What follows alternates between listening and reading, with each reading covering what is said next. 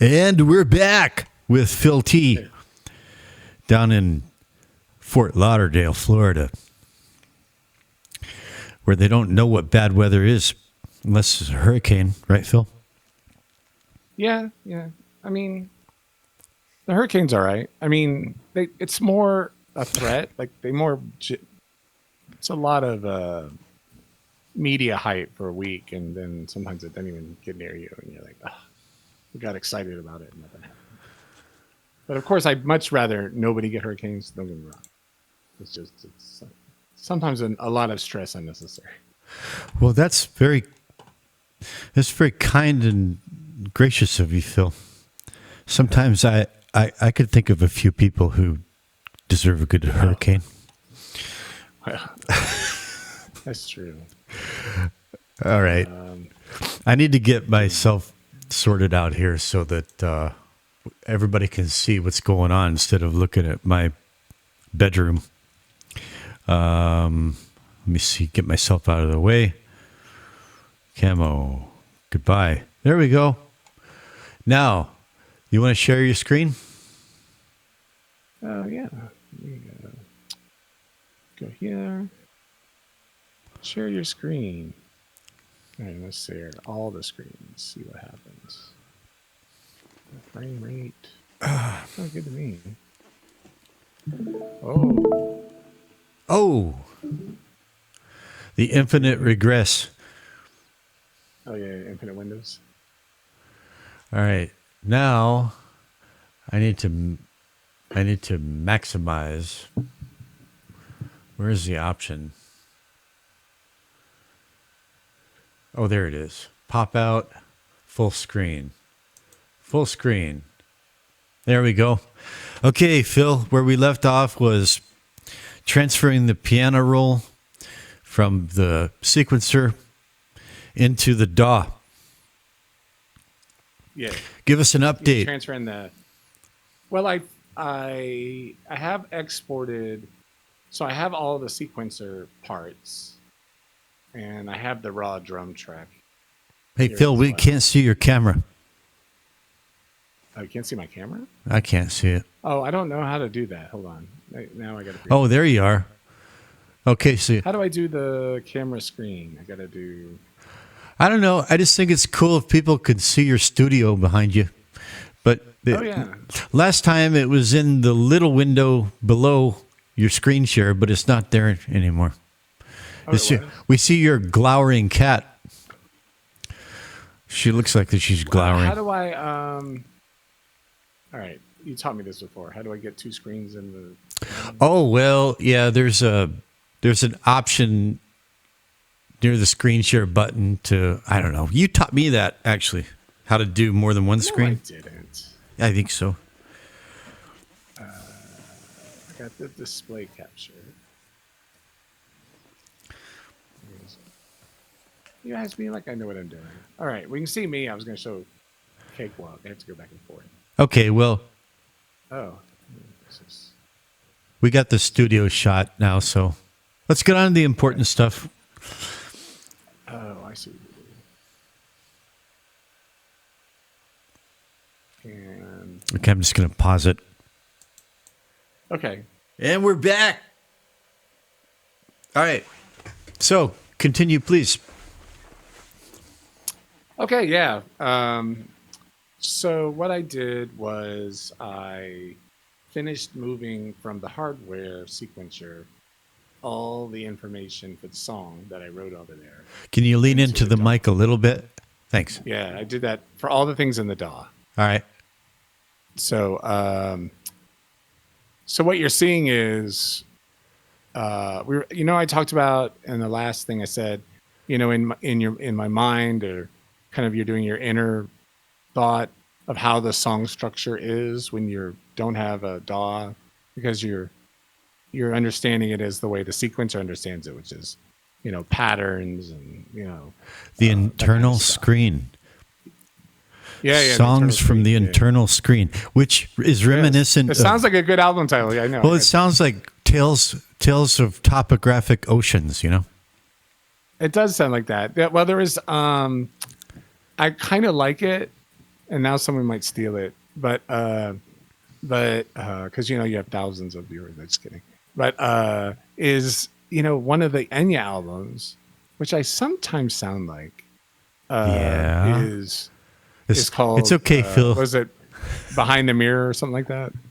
All right. Inside the screen, inside the mind. I don't know. I like I songs from the internal screen. Songs from the internal screen. Yeah, man. I think songs from the key of life, but internal screen. I don't know. That's the more I roll that around in my head, the more I like it. But anyway, let's stay on target here. Okay. All right.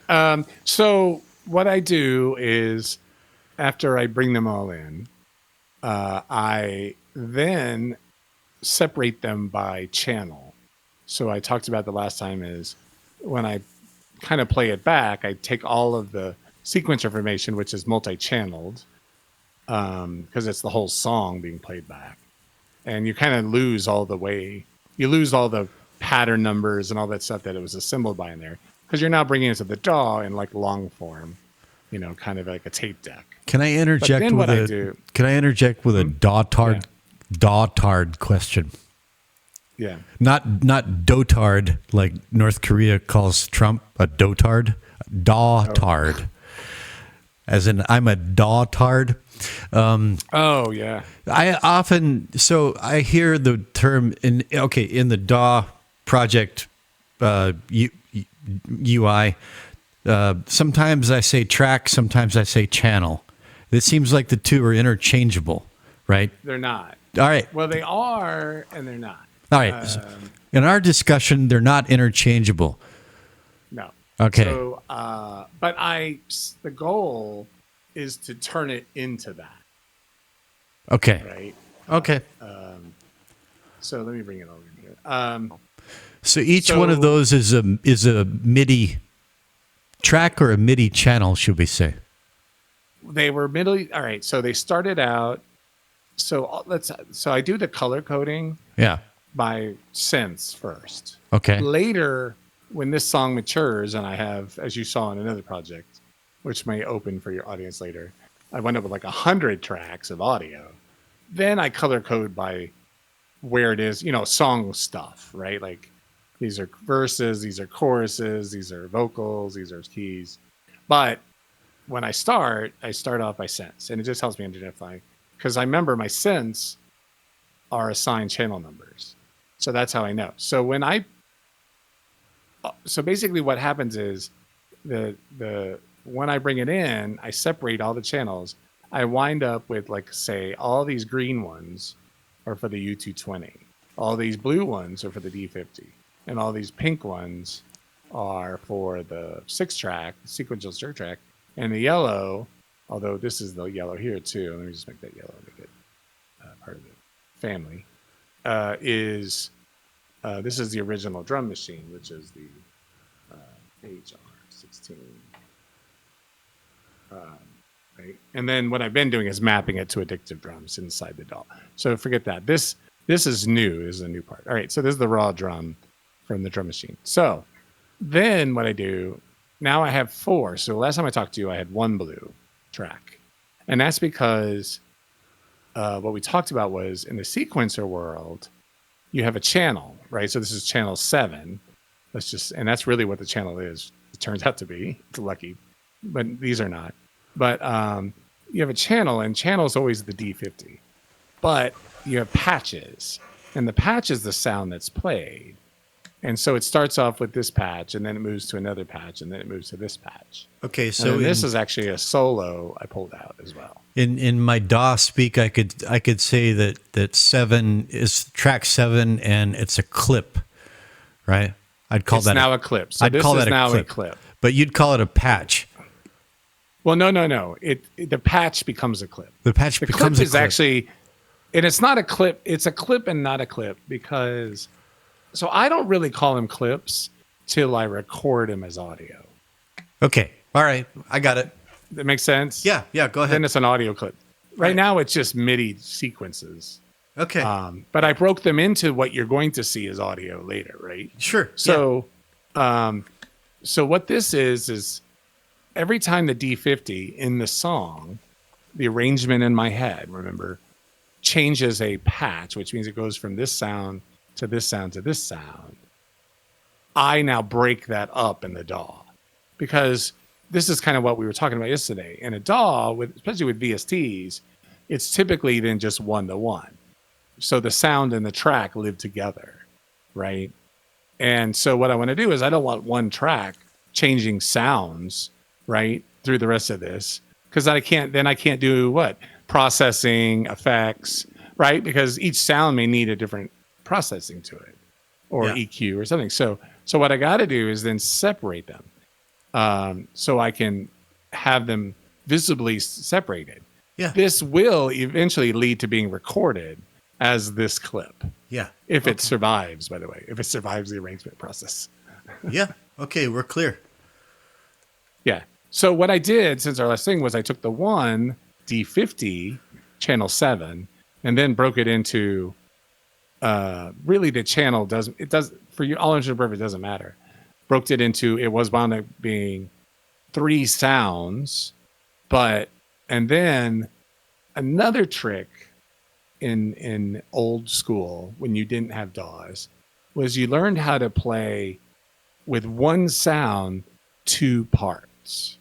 And this is where programming the synthesizer, because it's all live, remember, I don't have a tape. So programming the synthesizer patch and your playing technique results in hearing 2 things at once.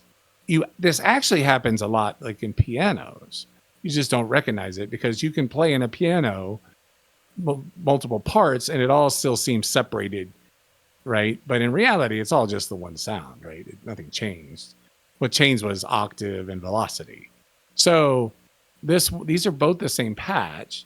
And so if I play this part right here, and I'm going to solo it, and it should sound, right?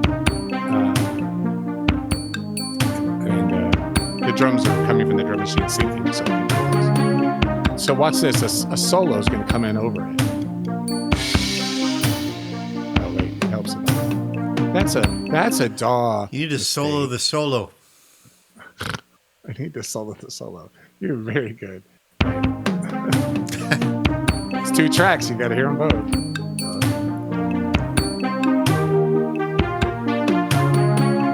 And so the medley is on top.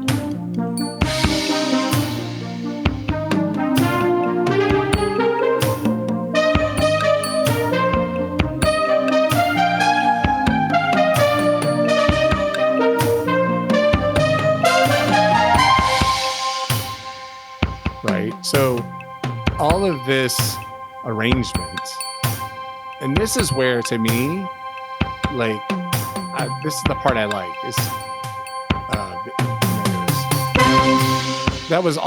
That's just one patch, right? That's just the one sound from the synthesizer. So both, and that's live playing, by the way. I'm live playing. That's the synthesizer right here. So both of those over here. Both of those, what are now tracks, are the same instrument. Correct. Okay. But when I played them back, and remember, this is how I think of it like poor man's studio in MIDI studio. I only have so many synths, right? And I don't have multi-track. Yeah. So how do you make one sound do 2 gigs? You do something like that. And they kind of, even though they're the same tone, the patch significantly changes its filter, its timbre, right? By how loud you hit it. And the loudness makes it come on top, right? Okay. And also what makes it come on top is you go up an octave, right? Eventually that leads right up over an octave. And then, so that arrangement sort of, kind of, well, that might make it to the final, by the way, because I actually like that.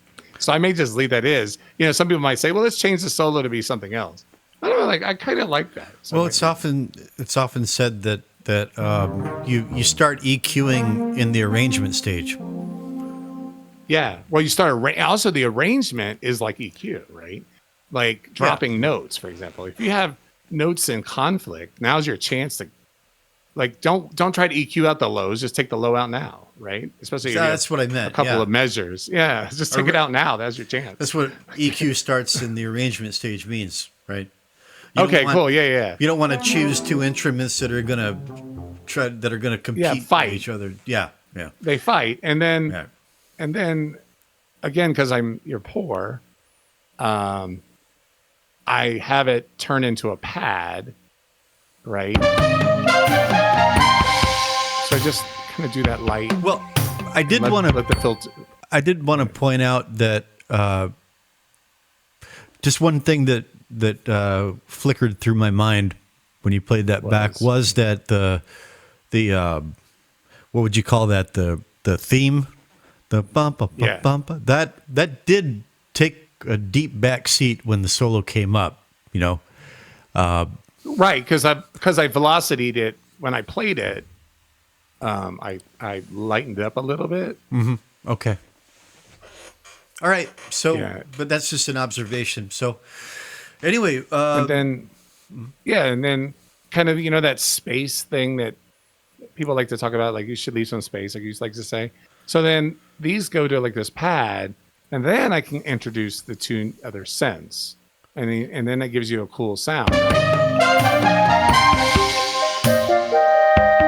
Yeah. I hear that they're in the background.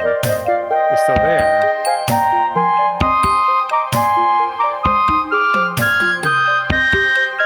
Very Genesis.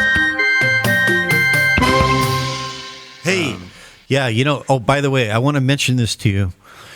My buddy DJ sent me a bunch of, he sent me some plugin suggestions here in Discord, and I'll send you the link in the description, but this is apropos to, you just said, well, it's very Genesis-like, that new part that came in, and there is a new, you might want to check this out for that kind of application. There's a new plugin from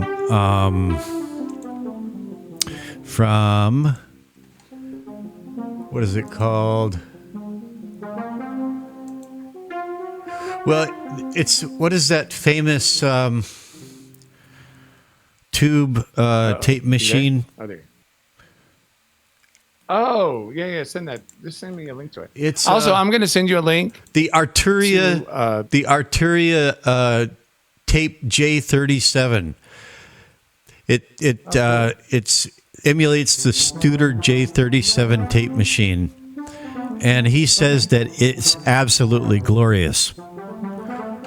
So I'm going to be doing a video on that tonight, and you might use that on some of your sounds, But anyway, more than likely, yeah, no, absolutely. Also, I'm going to send you one. You may or may not like it, but and it was like 8, but 3. So some company's going out of business, but it's sort of been bought by Sennheiser. But Sennheiser doesn't want to maintain them because they're doing like a new version, and these were like normally like $multi-$100. And so I'll send you the link. It's sort of a private link, okay. But and then they'll send them to you. But 3 of them are pretty good. They're like that. They're like 3D modeling, like where you can make something sound like over here and over the left, like it's reverbs, but like reverbs. And the UI is really cool. It's got a kind of like you're putting it in a room. It's kind of cool.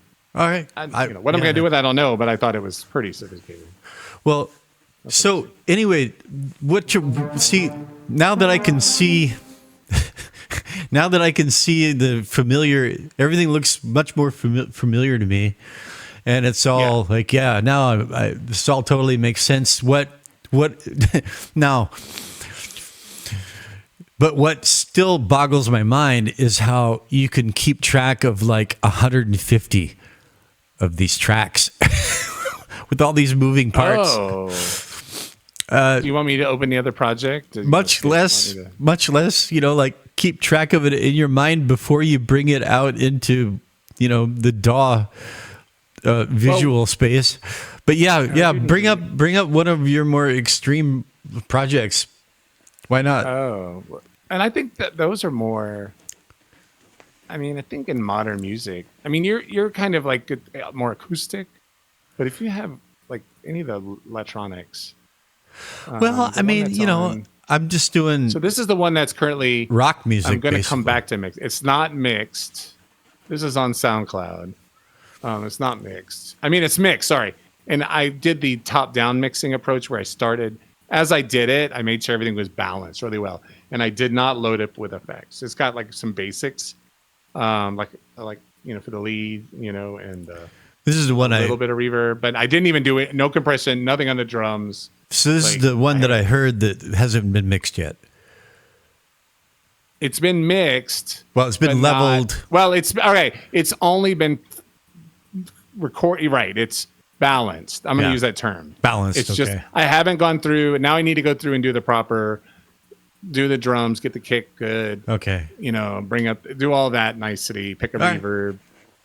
But I don't want to F it up either, too. So I'm going to try to be gentle. Yeah. Well, it sounded good. Really good. It sounds good already, But so I'm like, let's hear everything. Let's just see all those tracks. It's taking like 10 minutes to load. Yeah. and my PC's old. Didn't you say you got an i7? You got an i7, right? Oh, he froze. It only runs at 3 point. What did I say? 3 point? No. Hey, Phil, don't move, man. Don't move. Don't move. You're freezing. You're freezing. Your CPU's wigging out. All right, well, let's start here. So, hear me? So the numbers are blah, blah, blah. That's me, sorry. I do this when I get it. Look at this. This is insane. Well, all right. And 78 is the first audio track. Dude, scroll to the right. And I'll explain that in a minute. I'll scroll that, yeah. Okay. But these are all the audio tracks. And look at all the buses. How many buses you got? And that's not, there's going to be more buses. Remember, I haven't mixed this. So normally I have more effects buses. So I'm at, so it's over 100 audio tracks. Oh my God. 100. Yeah. So it's like what, 112 audio track. This is just like, I'm laughing in a good way. It's kind of like this. Oh my God. Look at that. Yeah, you got some EQing to do, I guess. How many buses already, though? Like, you got a scroll bar in your buses? Yeah.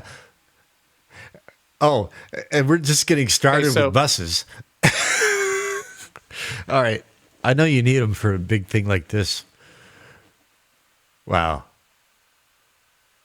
I see you got the tone boosters in there. You got I love tone boosters. Yeah, man. I actually paid. I did buy the 4 equalizer and the 4 reverb, but I have the 3s like all of the others, like you use. My buddy DJ is encouraging me to say I've got the Legacy pack for free. You have the 3s, yeah. The Legacy. They call it the Legacy pack, but he's telling me I should. Oh. He's telling me I should download the new ones, and he says that it's kind of like Reaper. It just bugs you. It nags you a little bit, but you've got full usage. So he says they're better. So yeah, I think for the reverb is better than the 3 for sure. Oh, okay. And the EQ is more features to it. All right. Also, but I also like the Ozone 11, the free one, like you got. Yeah, that's a pretty solid EQ. That's pretty solid. Well, there's that one. Yeah, I don't know if you saw like my in the last few mixer logs I'd done, but TB broadcast. You throw well. I mean, this just look. I can take an overdriven guitar, or a fuzz guitar, and just throw TB broadcast at it, and suddenly it's like Billy Corgan. It's incredible.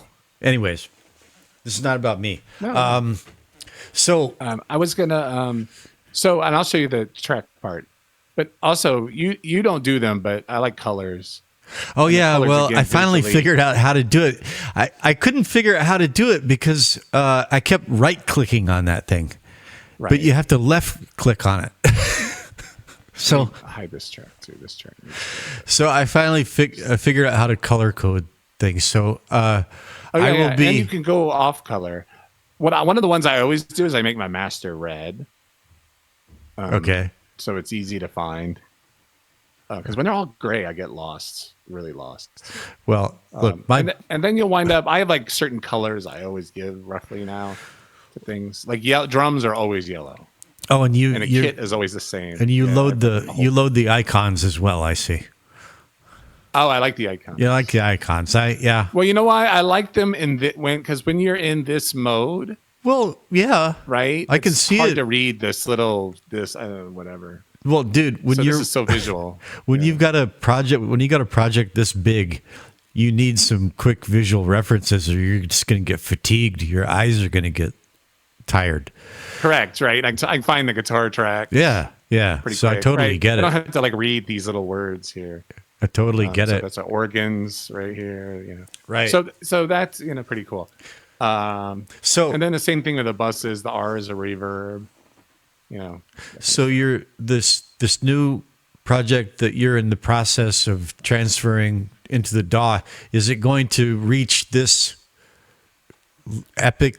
Close. I'm sure it will get close there. Really? Maybe not. So the song that I'm working on now is much more open and space, like you said. It's a different.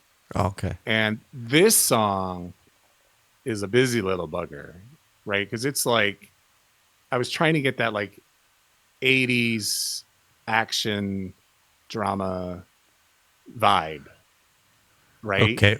And so, I mean, it's busy and it's got to I do all the little stuff like risers and riffs and Yeah, right? it So, is like, busy. You know, these are all just stabs. You know, the stabs are all Yeah. here, Hey, hanging out here. I need to take off here in a few minutes, but do you mind doing a playthrough? Which one? The new This song? one right here. Oh yeah. Yeah, because I think Josh will Hopefully probably watch this, and I bet he's curious.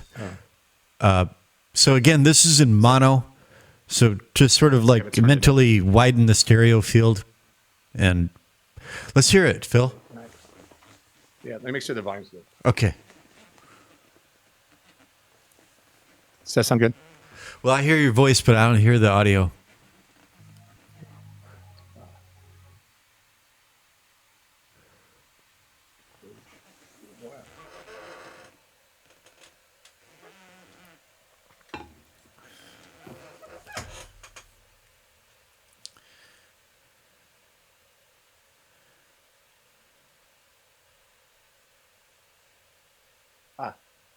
Hold on. I remember what to do now. Okay.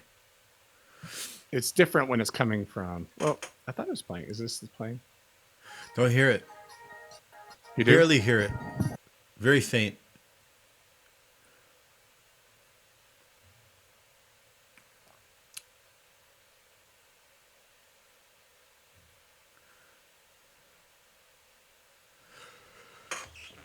While Phil is sorting this out, I'm going to show that Arturia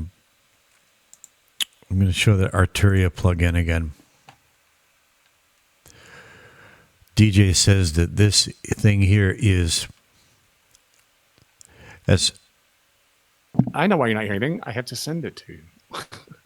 oh, so you got it figured it out? I think so. Give me let's see if this works. They used I have to like turn. neural network modeling to the Studer J37 had over 50 tubes in it, 50 vacuum tubes. And I learned a new word from this. The word is I already forgot it. Uh, Well, Is that better? Barely audible. Let me send it to this one. I have lots of choices. Where is that word? That's better, but not there. Thermionic. Okay, it's halfway there. Thermionic warmth. I'm looking forward to hearing what this does.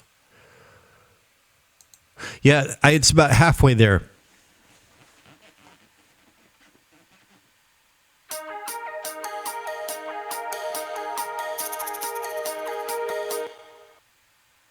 It sounds good, just not loud enough.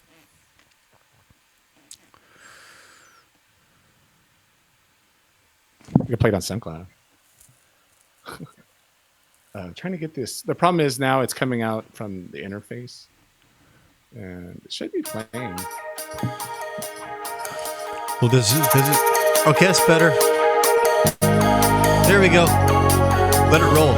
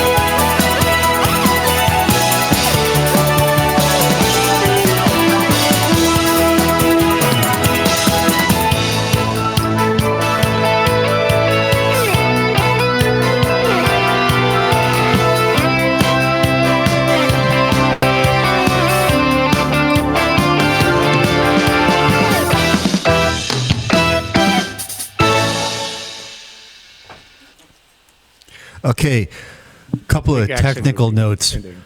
Your your CPU seems to be struggling. There's a little bit of a time stretching, contraction, dilation going on, glitching a little bit, and your snare's clipping. I don't know why. Oh, that's fine. Okay, Yeah. and It's raw. This is raw, and it's not really causing. but you know the word, like, if I could sum it up in one word, for it's wholesome, Phil. Wholesome. It's good family fun. I mean that in the best possible way, man. It's like, No, it's a great compliment. Actually, that's a nice compliment. my new favorite YouTuber is this. He's this guy. I think he's on the autistic spectrum a bit. He's in the UK, and he's a train spotter. And his first video I saw, at first I thought he was being ironically wholesome. But then it dawned on me that no, he's just genuinely, he just loves trains. He's like a 10-year-old. And it's just the love of trains, and that's all it is. And I went to the comment section, and it's just like thousands of people with the same thing, like, oh God, this is so refreshing. Like, the world has become so jaded and disgusting, and this gives me hope for, like, the world. And that's how I mean the word wholesome. It's like, it's positive and energetic. It's vivacious. It's got some good 80s sounds in it. And I really like I saw, like, there's the guitar solo, which is, for a MIDI solo, that's really gnarly. And then you think, and then the energy comes down, and there's like this slow build, right? And then just like, it's almost, now I'm going to bring it back into, it's like edging in a way, you know. It's like it builds up, Oh, right. and then it doesn't it explode. It kind of like gets into this groove, right? And but it's I really like it, man. Like, I'm a fan. And actually, I was looking in the wrong place on the project. I'm like, why are these all gray? And I just realized it. The real tracks are down here.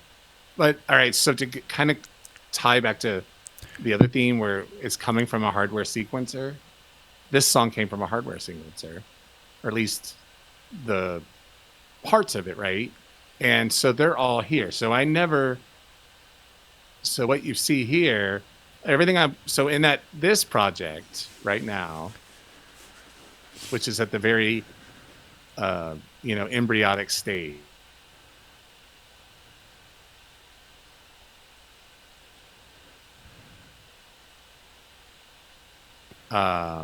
Here. Oh, there goes K-pop.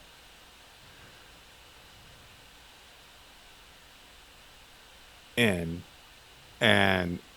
keep working with the audio like a normal project. And then, we're back. And, keep working with a normal project, basically. Wow. You say this is still embryonic, huh? There are all these tracks. Eventually symbol the project.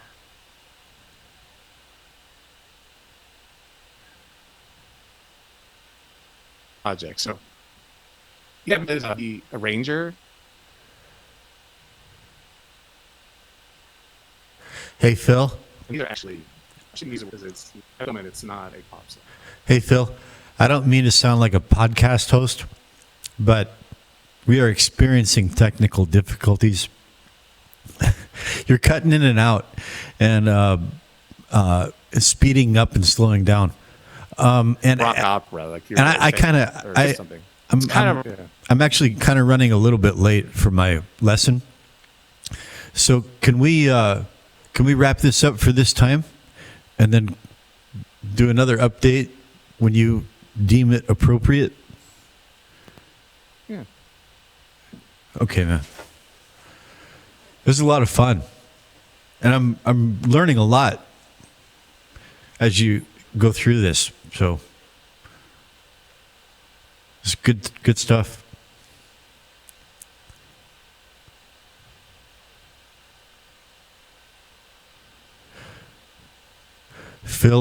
Phil ran out of tracks to freeze. Phil, you ran out of tracks to freeze, and now you're freezing yourself.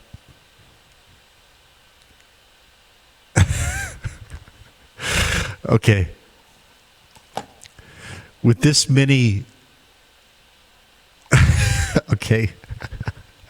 All right. So the screen share is gone. Are you still there?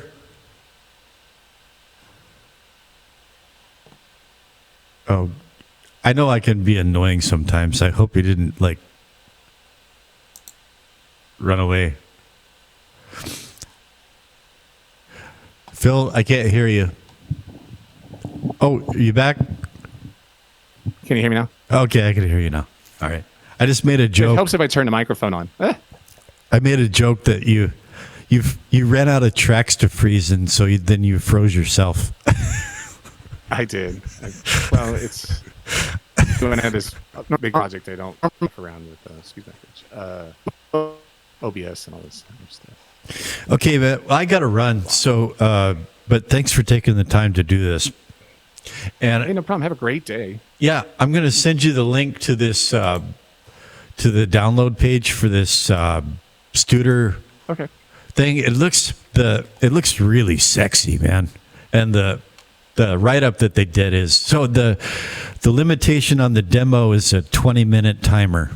Well, you can have one instance per project and a 20-minute timer, and then the next, so it's 20 minutes per session.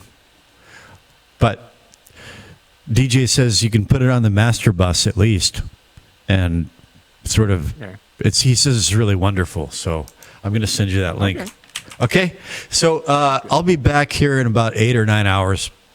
Maybe when you wake up and have your coffee, well, yeah? Yep, do that South Florida thing. Sit by the pool and have coffee. Sounds good, man. Okay, you have a good night. Good sleep.